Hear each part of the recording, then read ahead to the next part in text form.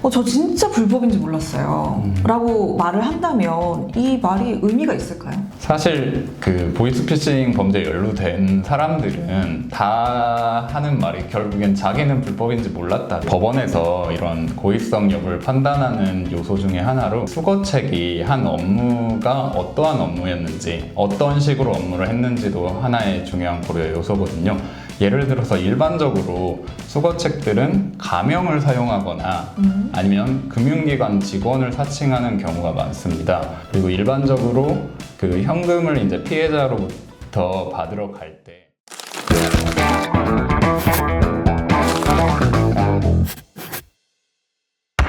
네, 안녕하세요. 법박사 오상호 변호사입니다. 보이스피싱에 대해서 알아보는 시간 갖겠습니다. 안녕하세요. 네, 안녕하세요. 김도현 변호사입니다.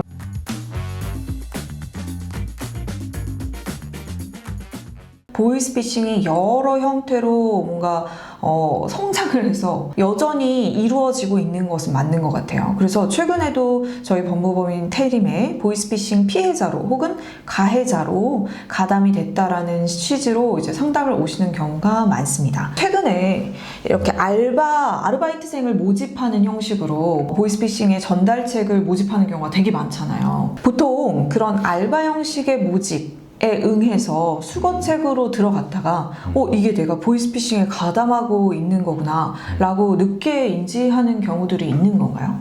사실 사안마다 조금 다를 것 같습니다. 그래서 개중에는 그 처음부터 자신이 하는 일이 불법적인 일이고 특히 이렇게 보이스피싱에 그런 가담하는 일이라는 걸 알면서 그런 수거책 역할을 하시는 분들도 있지만 자기가 하는 업무가 정말 정상적인 알바 업무라고 생각을 하고 업무를 하다가 나중에 피해자의 신고나 이런 걸로 수사가 개시돼서 뒤늦게 경찰에 연락을 받고서야 그때서야 보이스피싱에 이용된 일이구나 이렇게 인지하는 사례도 있습니다. 그러면은 돈을 전달하라는 지시만 받았는데 네. 그것도 역시 불법에 해당하는 건가요? 현금 수거책이라고 하잖아요. 네네. 그래가지고 그 피해자로부터 돈을 받아서 이제 보이스피싱 일당에 전달하는 역할을 하는 건데 이렇게 현금 수거책의 역할을 하는 것은 결국에는 사기의 방조죄로 처벌이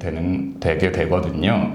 근데 사기의 방조죄로 처벌되기 위해서는 자신의 행위가 이러한 보이스피싱 범죄 그 행위를 용이하게 한다는 점에 대한 고의가 있어야 이제 방조죄로 처벌이 될 수가 있습니다. 수사기관이나 재판부에 저 진짜 불법인지 몰랐어요. 라고 말을 한다면 이 말이 의미가 있을까요? 사실 그 보이스피싱 범죄에 연루된 사람들은 다 하는 말이 결국엔 자기는 불법인지 몰랐다. 누구나 다 이렇게 항변을 하거든요. 맞아요. 그래서 그 항변만 가지고는 부족하고 법원에서 이런 고의성 여부를 판단하는 요소 중에 하나로 수거책이 한 업무가 어떠한 업무였는지 어떤 식으로 업무를 했는지도 하나의 중요한 고려 요소거든요. 예를 들어서 일반적으로 수거책들은 가명을 사용하거나 아니면 금융기관 직원을 사칭하는 경우가 많습니다. 그리고 일반적으로 그 현금을 이제 피해자로부터 받으러 갈 때 본인의 자차를 그냥 이용을 했는지 아니면 자차를 이용하더라도 현장에서 멀리 떨어진 곳에 주차를 하고 자신이 발각되지 않도록 이런 노력을 했는지 이런 것들을 이제 법원은 판단을 해가지고 만약에 자신이 이렇게 드러나는 것을 숨기지 않고 자연스럽게 행동한 경우에는 이는 고의성이 없는 점에 대한 판단 요소로 작용을 할 수가 있습니다. 따라서 자신의 행위가 이런 불법적인 일이라거나 아니면 보이스피싱에 가담하는 일이라는 거에 대한 인식이 전혀 없다고 하면 사실 이런 방조의 고의가 부정되기 때문에 사기 방조죄로는 처벌되지 않을 수도 있습니다. 그러면은 청소년이나 대학생 같은 네. 그런 학생들이 참여를 하면 처벌 수위가 그럼 낮아질 수도 있나요? 맞아요. 사실 그렇게 대학생분들이나 사회초년생분들이 자신도 모르게 이렇게 보이스피싱 범죄에 연루되는 경우도 종종 있거든요. 대학생이라고 해서 아니면 사회초년생이라고 해서 무조건 처벌을 면할 수 있다 이런 거는 아닙니다. 그런 사회 경험이 없다는 부분은 보이스피싱에 대한 충분한 참작 사유가 될 수가 있고 또 경우에 따라서는 보이스피싱 가담에 대한 고의가 부정될 수가 있어서 무죄 판결이 선고되는 경우도 종종 있기는 합니다. 그러니까 변호사님께서 지금 말씀하시는 걸 들어보면 그러니까 불법에 대한 인식 여부가 굉장히 중요한 것 같은데요. 네, 맞습니다. 법원에서는 그 불법에 대한 인식 여부를 어떻게 판단하나요? 법원에서는 사실 불법에 대한 인식이 있었는지는 내면의 그런 상태이기 때문에 그렇죠. 네. 법원이 직접적으로 이를 판단하기는 어렵고 그렇죠. 결국엔 여러 가지 정황을 통해서 판단할 수밖에 없습니다. 사회 초년생이라든지 아니면 학생이라든지 이렇게 보이스피싱 범죄에 연루되는 경우에 있어서는 사회 물정이라든지 아니면 경험이 부족하기 때문에 무죄가 선고되는 경우들이 종종 있습니다. 그렇군요. 네.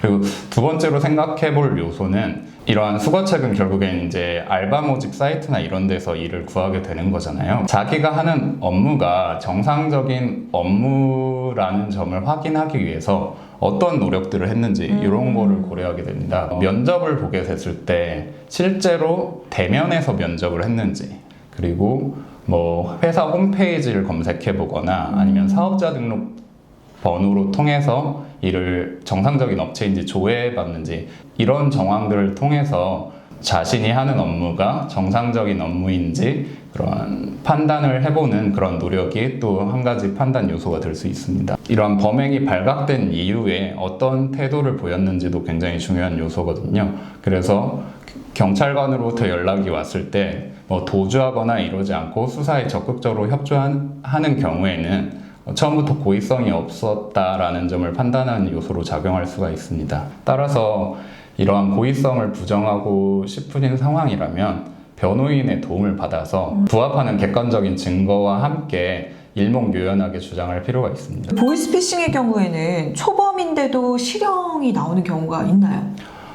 사실 이런 현금 수거책 같은 경우에는 대부분 실형이 나온다고 볼 수 있습니다. 사실 어떻게 보면은 현금 수거책도 보이스피싱 일당에게 속아서 그런 업무에 종사하게 되는 경우도 사실은 많거든요. 그러면 피해자와 합의를 하면 실형을 면할 수가 있을까요? 만약에 이런 사례는 보통 피해자들이 여러 명이잖아요. 맞아요. 그래서 그 여러 명과 전부 합의를 했다 아니면 대부분의 피해자들과 합의가 이루어졌다라고 하면 일반적으로는 실형은 면하고 집행유예형이 선고되는 경우가 대부분이긴 합니다. 그럼 그 피해 금액 산정은 어떻게 되나요? 일당이 다 다르잖아요. 맞습니다. 그 일당에 따라서 달라질 수 있을까요? 사실 일당하고는 직접적인 관련은 없습니다. 그래서 그 수거책이 자신이 취득한 이익과는 무관하게 실제로 피해자분께서 그 피해를 입은 금액 전체가 피해 금액으로 산정되게 됩니다. 오늘도 너무 귀한 말씀 감사합니다. 그러면 오늘은 보이스피싱에 대해서 김도윤 변호사님과 함께 알아봤습니다. 궁금하신 사항이 있다면 댓글로 남겨주시면 저희가 언제든 남겨드리겠습니다. 네, 그러면 다음 시간에 또 만나요. 안녕!